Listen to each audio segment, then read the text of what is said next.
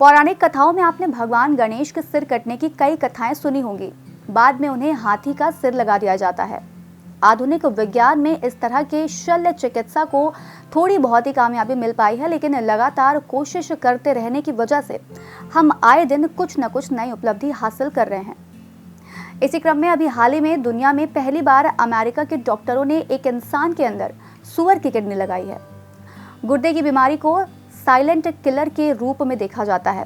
इंसान के शरीर में 2 गुर्दे होते हैं। अगर ये दोनों खराब हो जाएं तो व्यक्ति का जीना नामुमकिन हो जाता है। अब आप कल्पना कीजिए कि अगर व्यक्ति की किडनी खराब हो गई हो तो क्यों ना उसे किसी जानवर की किडनी लगा दी जाए। क्या जानवरों की किडनी इंसानों में लगाई जा सकती है और इसके बल पर इंसान जिंदा रह सकता है? जैसा कि मैंने अभी बताया कि हाल ही में ये प्रयोग अमेरिका के एक हॉस्पिटल में किया जा चुका है। डॉक्टरों ने एक जेनेटिकली मॉडिफाइड सूअर की किडनी एक जीवित इंसान में ट्रांसप्लांट की है।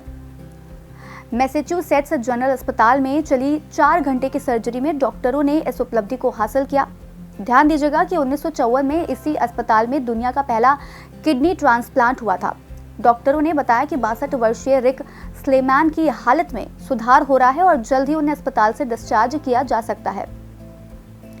बता दें, किडनी का प्रमुख कार्य होता है मानव अपशिष्ट को निकालना और पेशाब बनाना। प्रतिरोपित गुर्दा ये दोनों काम बखूबी कर रहा है।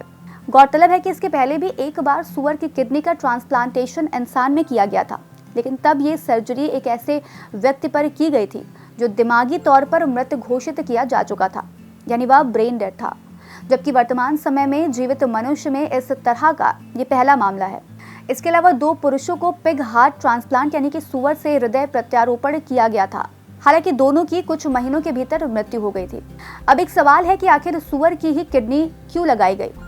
तो आपको बता दें कि 19वीं सदी में जीनो ट्रांसप्लांटेशन इस क्षेत्र में काफी रिसर्च हुए।